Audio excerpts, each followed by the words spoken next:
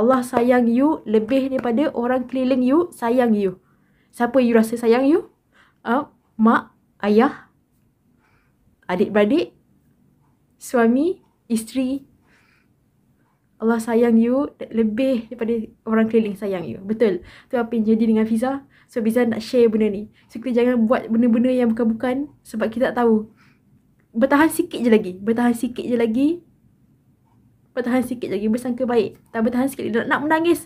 Pergi kita channel kita punya, kita transmute channel kita punya perasaan tu kat tempat yang betul. Nak menangis kat tempat yang betul. Kat atas sejadah. Minta dengan Allah. Blessing, miracle, keajaiban, hadiah-hadiah Allah tu sangat-sangat besar. Besar sangat.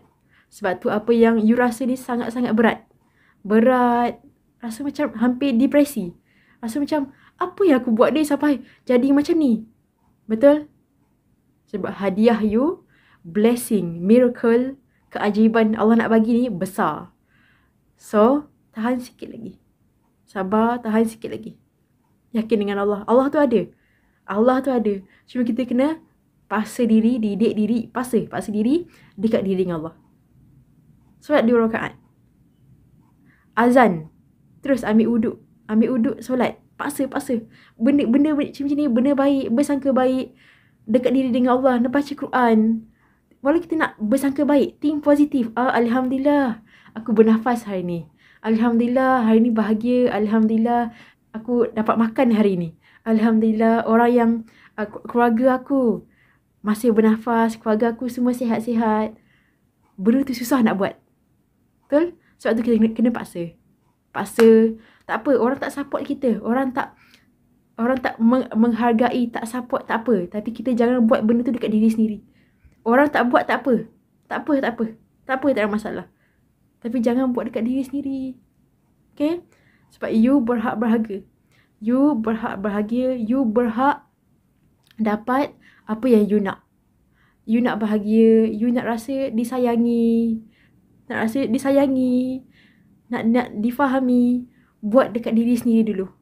Sebab tu apa yang Fiza lalui. Fiza bagi tahu apa yang Fiza lalui.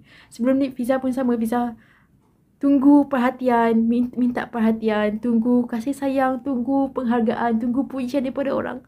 Tapi Fiza makin lama makin sakitkan diri